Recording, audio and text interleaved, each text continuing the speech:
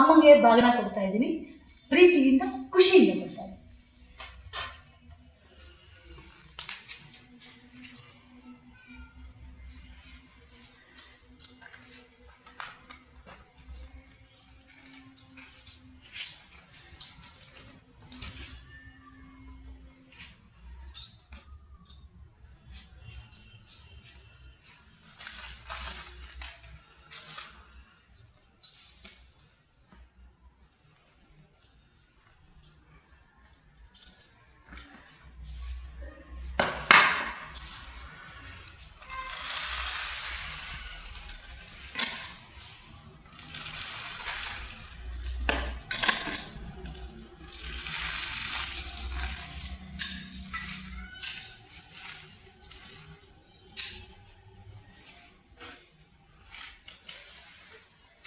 Thank you Shashikala. ಹಾಗೆ ಇನ್ನು ರಾಖಿ ಒಂದು ಬಾಕಿ ಇದೆ, ಹಾಗೆ ಕಟ್ಬಿಡ್ತೀನಿ.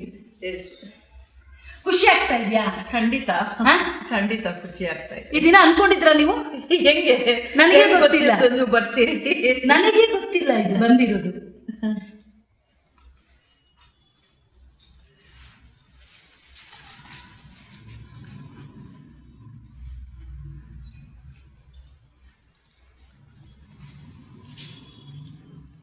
ರಾಖಿ ಹಬ್ಬ ಆಲ್ರೆಡಿ ಆಗಿದೆ, ಇರಲಿ, ಯಾವತ್ತು ಕಟ್ಟಿದ್ರು ರಾಖಿನೇ.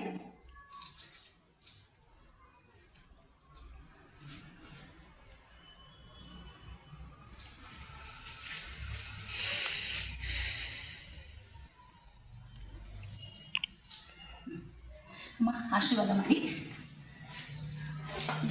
ದೇವ್ರು ಒಳ್ಳೇದು ಮಾಡಲಿ. ಅದಕ್ಕೆ ಶೇಕ್ ಹ್ಯಾಂಡ್ ಮಾಡಿ ಸಾಕು, ಶೇಕ್ ಹ್ಯಾಂಡ್ ಮಾಡಿ ಸಾಕು. ಒಂದು ಖುಷಿ, ಅಮ್ಮಂಗೆ ಉದ್ಘಾಟನೆ ಮಾಡೋದು ಬರ್ತಾ ಇರೋದು ಈ ಮೊದಲಕ್ಕೆ ತುಂಬದಂಗೆ ಖುಷಿಯಾಗಿ ಎಲ್ಲ ಒಳ್ಳೇದಾಗಿ ನೆರವೇರಲಿ. ಈ ಸಲ ದಸರಾ ತುಂಬ ಖುಷಿಯಾಗಿ ಬಂದಿರೋರೆಲ್ಲ ಆರೋಗ್ಯವಾಗಿ ಕ್ಷೇಮವಾಗಿ ಅವ್ರವ್ರ ಮನೆಗೆ ಹೋಗ್ಲಿ, ಒಳ್ಳೆ ರೀತಿಯಲ್ಲಿ ನೆರವೇರಲಿ ಅನ್ನೋದೇ ಖುಷಿ. ಧನ್ಯವಾದಗಳು. ಖಂಡಿತವಾಗಿದ್ದು ಖುಷಿಯ ವಿಷಯ ಇದು. ಇದನ್ನ ಹಲವಾರು ಪ್ರಭೇದಗಳಲ್ಲಿ ನಾವು ನೋಡ್ಬೋದು. ನೀವು ಚಾಮುಂಡೇಶ್ವರಿ ತಾಯಿ ಅಂತೀರಿ, ನಿಮ್ಮ ಭಾವವನ್ನು ಕೂಡ ನಾನು ಗೌರವಿಸ್ತೀನಿ.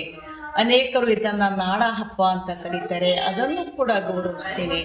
ಇದು ಒಂದು ನಮ್ಮ ನಾಡ ಹಬ್ಬ ಮತ್ತು ನೀವೇನು ಚಾಮುಂಡೇಶ್ವರಿ ತಾಯಿ ಅಂತ ಭಾಳ ಪ್ರೀತಿ ಅಭಿಮಾನದಿಂದ ಕರಿತೀರಿ.